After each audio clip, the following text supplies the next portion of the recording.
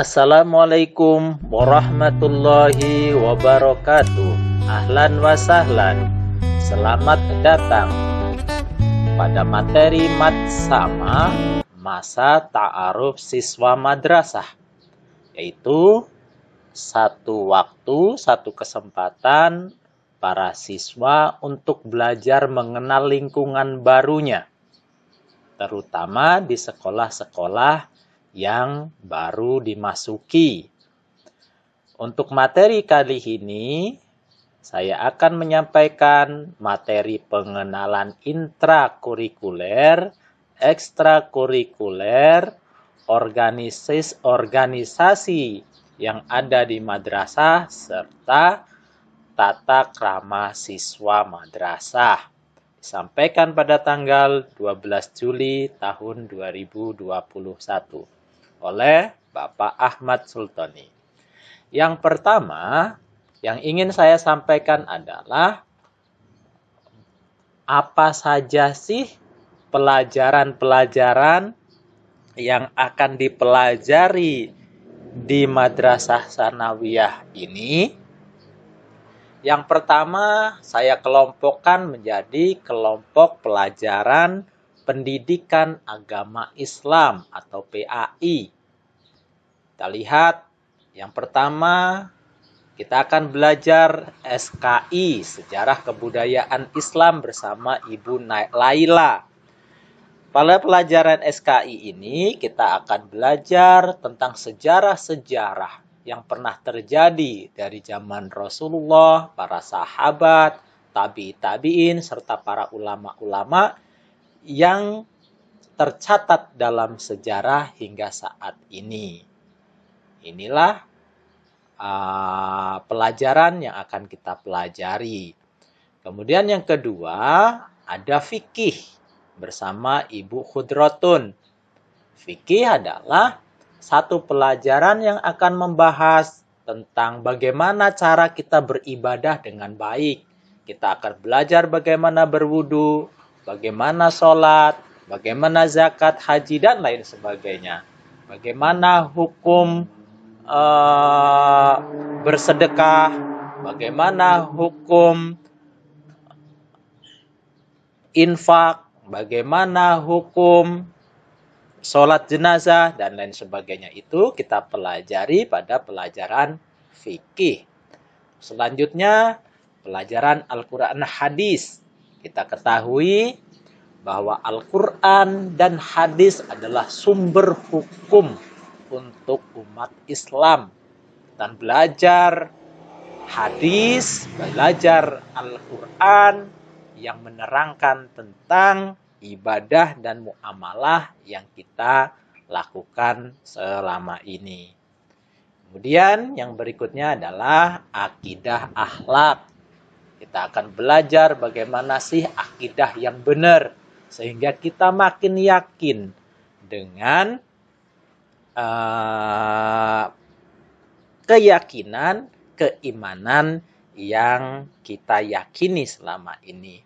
Dan untuk pelajaran akidah akhlak ini, kita akan belajar bersama Ibu Khudrotun, sedangkan untuk pelajaran Al-Quran hadis yang tadi itu bersama Bapak Tukiman. Untuk selanjutnya adalah pelajaran untuk kelompok pelajaran umum.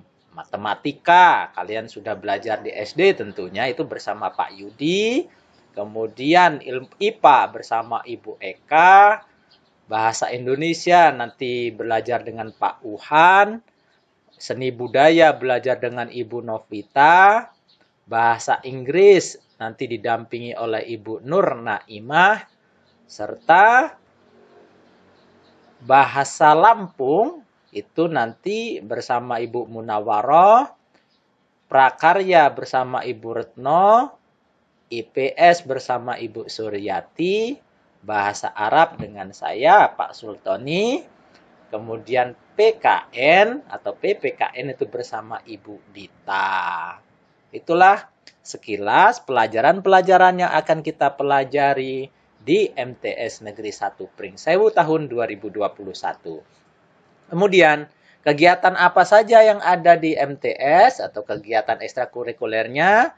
Saya akan jabarkan beberapa kegiatan yang ada atau diselenggarakan di MTS Negeri 1 Pringsewu. Mari kita lihat, yang pertama adalah bimbingan konseling. Nanti ada guru BK-nya bersama Bapak Tumiran. Kemudian ada perpustakaannya, ada kegiatan OSIS, kemudian ada lab IPA, kemudian lagi ada lab komputer. Itu semua sudah ada di MTS kita. Untuk tempatnya nanti pada saat kita tatap muka, insya Allah kita bisa mengunjunginya. Kemudian yang selanjutnya adalah ada kegiatan namanya Adiwiyata untuk menjaga lingkungan kita agar tetap asri, tetap bersih, tetap nyaman. Kemudian ada gerakan literasi namanya, ada kegiatan literasi atau kegiatan membaca. Di sini kita akan diajari bagaimana cara membaca yang benar, memahami bacaan, menyusun tulisan yang baik. Itu dibimbing oleh Bapak Uhan sebagai guru bahasa Indonesia sekaligus pembina literasi. Selanjutnya ada baca tulis Al-Quran. Ini diperuntukkan bagi anak-anak yang masih mendapatkan kesulitan atau mengalami kesulitan dalam hal baca tulis Al-Quran. Kemudian ada ekstra lari atau atletik. Kemudian ada kesenian atau seni tarik suara. Selanjutnya ada pramuka. Pramuka adalah kegiatan ekstrakurikuler wajib yang harus diikuti oleh semua siswa MTS Negeri 1 Pringsewu, terutama nanti pada saat kondisi sudah normal.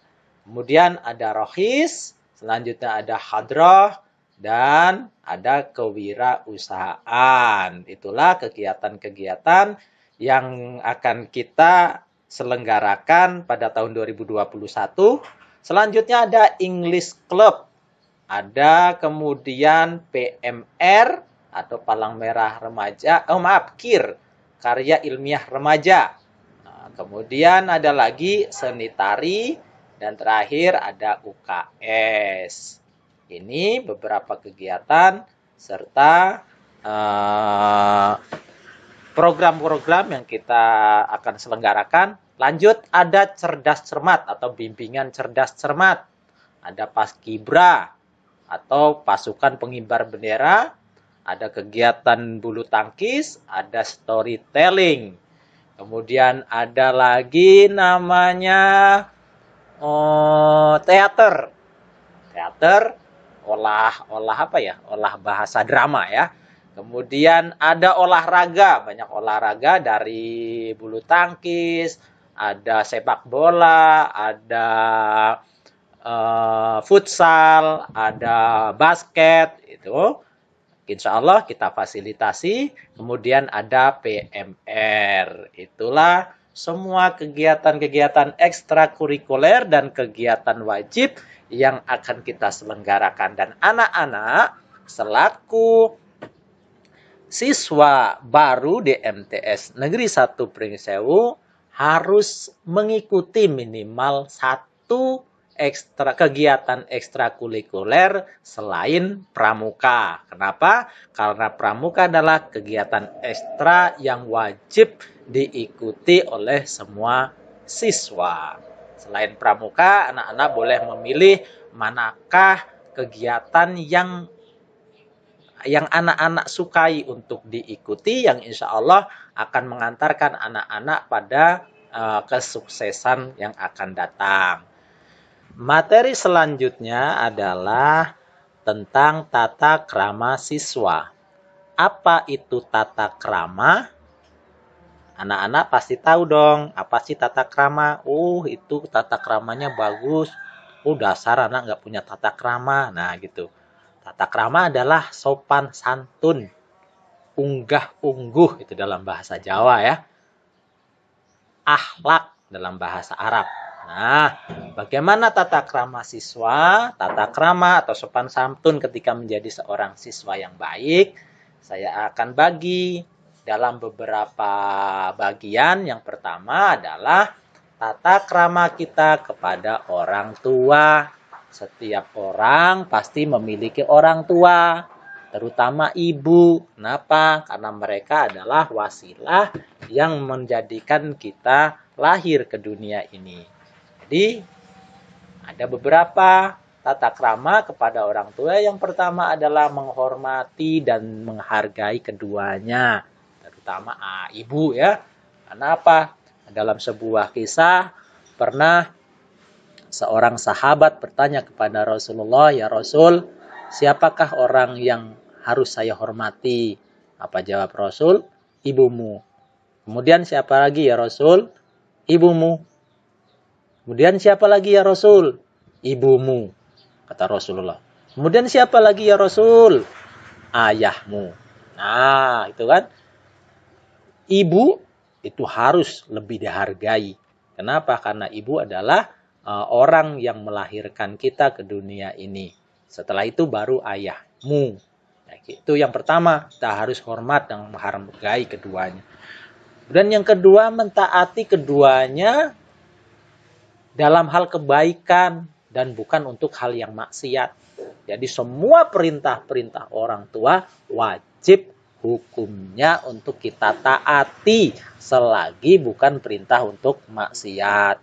Contohnya, orang tua nyuruh kita ke warung, berangkat. Orang tua nyuruh beli apa? Beli bumbu dapur misalnya, berangkat. Tanpa membantah sedikit pun. Selagi bukan untuk perintah untuk maksiat. Misalnya apa? Suruh nyuri mangga misalnya, enggak boleh. Itu namanya perintah untuk berbuat maksiat, itu enggak boleh ya.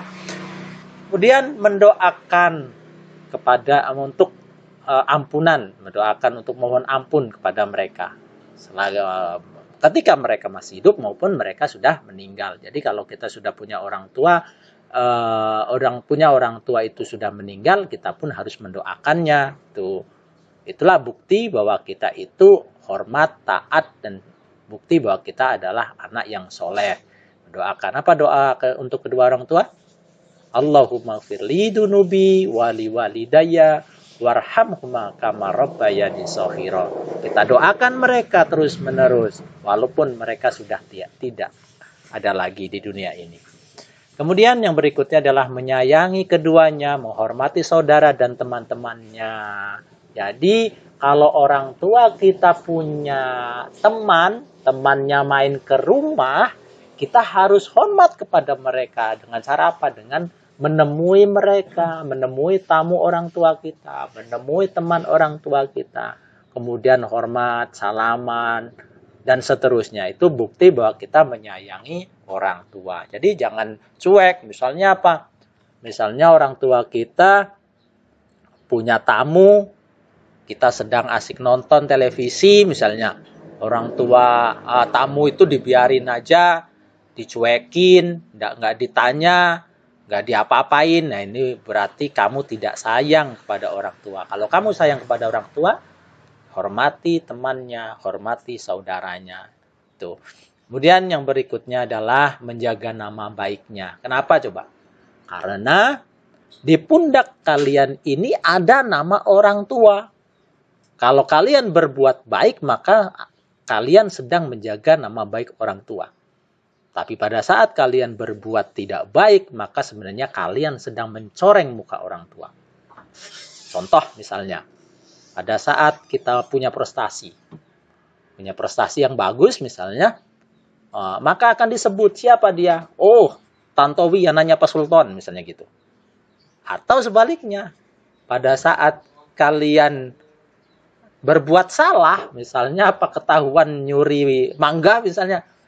Siapa itu yang nyuri mangga semalam?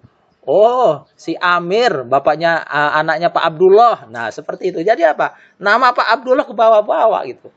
Nah, kita harus jaga nama baik orang tua kita ya. Demikianlah tata krama kepada kedua orang tua. Kemudian yang berikutnya anak-anak sekalian, saya akan sampaikan bagaimana tata krama kita kepada guru kita.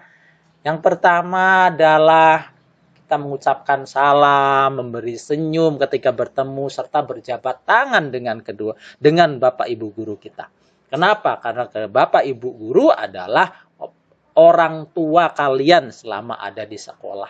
Jadi perlakukan bapak ibu guru seperti kalian memperlakukan kepada orang tua.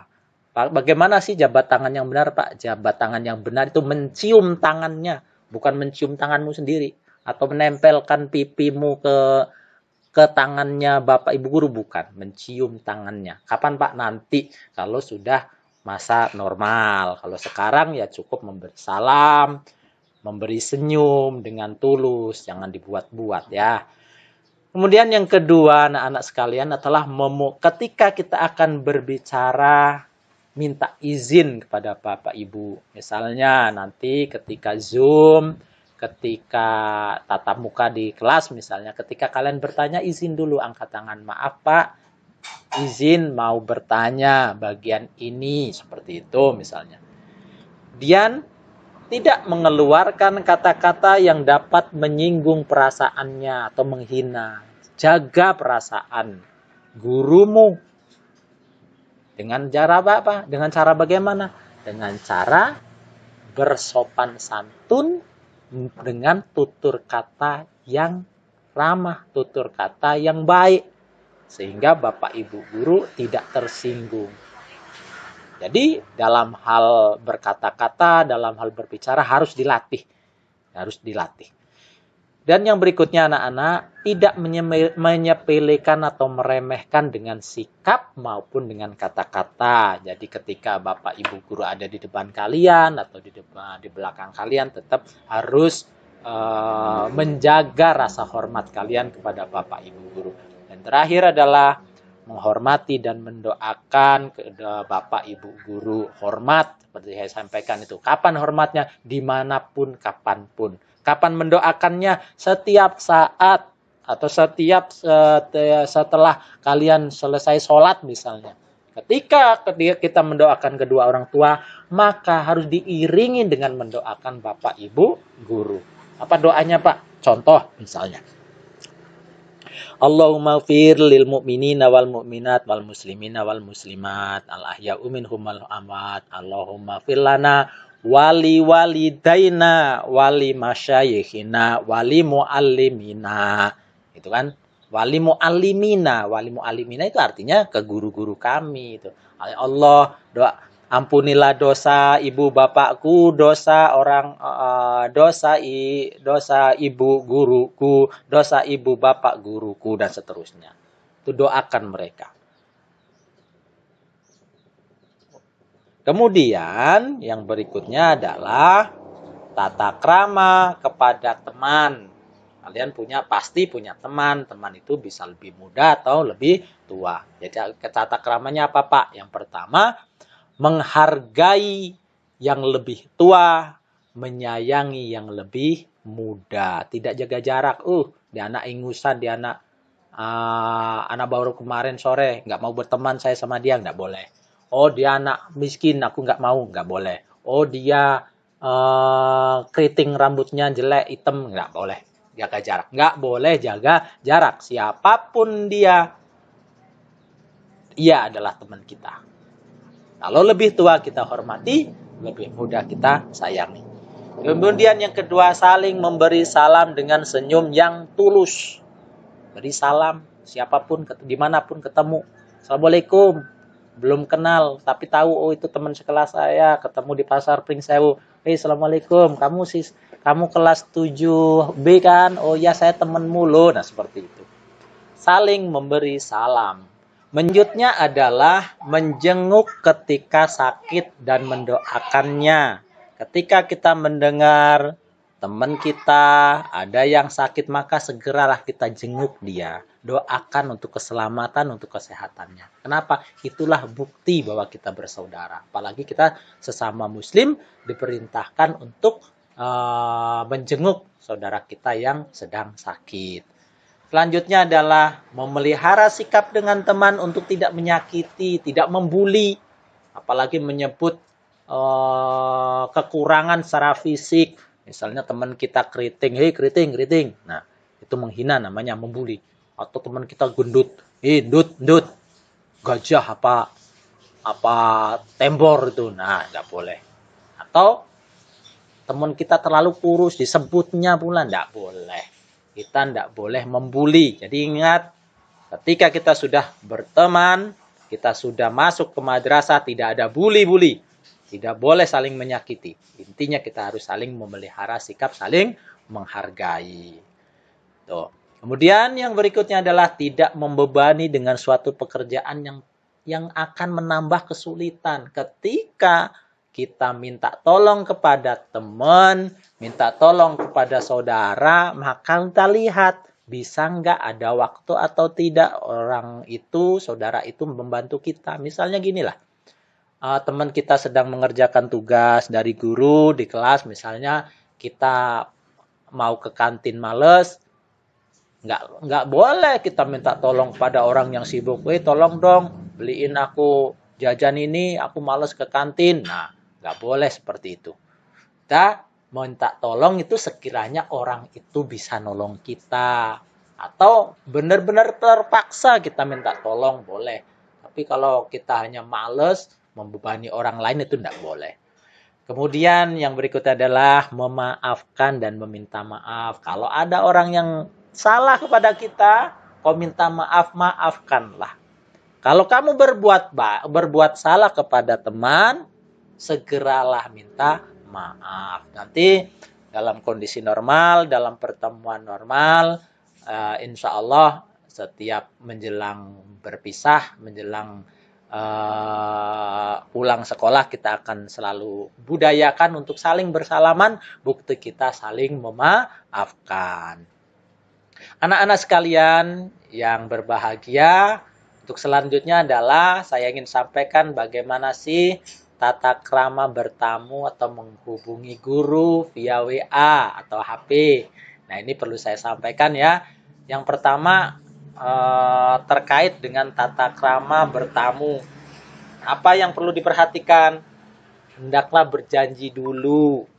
Janji dulu, misalnya kamu mau bertamu ke rumah Bapak, janjian dulu sama Bapak. Misalnya, Pak, nanti habis maghrib di rumah enggak ya? Atau mengganggu waktunya apa tidak ya, Pak? Misalnya Bapak bilang, oh enggak apa-apa kalau mau main. Mainlah. Tapi juga harus tepat waktu. Jangan habis maghrib, aku mau main Pak ke rumah Bapak. Begitu Bapak kasih kesempatan, oh iya silahkan. Oh malah kamu nggak datang-datang sampai menjelang isya. Nah, nggak boleh. Harus sesuai dengan waktu, tepat waktu. Terus yang berikutnya, saya ingin sampaikan ini hal penting adalah tata krama menghubungi guru melalui HP atau telepon, SMS, WA. Nah, tata caranya gimana sih? Ketika kamu mau SMS atau WA Bapak secara pribadi misalnya. Awali dengan mengucapkan salam. Pertama itu. Kemudian yang kedua, ucapkan kata maaf. Assalamualaikum Pak, maaf. Nah, seperti itu. Kemudian yang perlu kamu ingat, tidak semua guru atau setiap guru memiliki ratusan siswa, tidak kamu saja. Jadi guru itu tidak menyimpan nomor WA kalian. Jadi apa yang perlu kalian lakukan? Perkenalkan diri. Assalamualaikum Pak, maaf saya Ardi kelas 7B, misalnya seperti itu. Kemudian dalam menghubungi guru, gunakan bahasa umum yang mudah dimengerti. Kemudian tulis pesannya singkat, jelas, dan diakhiri pesan itu dengan ucapan terima kasih. Saya kasih contoh, misalnya begini. Assalamualaikum Pak, maaf mengganggu waktu Bapak. Saya Ardi kelas 7B. Saya ingin menemui Bapak untuk mengikuti ujian susulan, Pak. Kapan kiranya saya bisa menemui Bapak? Terima kasih. Nah, itu baru benar. Sopan namanya. Nggak boleh ya. Misalnya kalian mau ngikut ujian, moro-moro langsung WA Bapak Ibu Guru. Assalamualaikum Pak. Kapan saya bisa ikut ujian susulan? Nah, nggak boleh. nggak ada bapak ibu guru belum tentu kenal kamu, nomornya siapa ini, kan begitu. Harus memperkenalkan diri dan seterusnya yang sudah saya sampaikan di atas. Demikianlah materi terkait tata krama siswa kepada orang tua, kepada bapak ibu guru, kepada teman, dan tata krama ketika kalian belajar menghubungi bapak ibu guru via HP atau WA. Dan Bapak merasa bahwa tata krama yang Bapak sampaikan ini karena keterbatasan waktu tidak semuanya bisa disampaikan dengan leluasa, tetapi pada prinsipnya adalah pesan saya, berusahalah untuk belajar sopan, belajar santun, belajar menghargai, belajar menghormati. Hormati yang tua, sayangi yang muda. Dengan kita saling menjaga diri, insya Allah ketertiban dalam pergaulan itu dapat terwujud. Semoga bermanfaat. Demikian yang bisa saya sampaikan. Wallahul muwafiq ila aqwamit thoriq. Wassalamualaikum warahmatullahi wabarakatuh.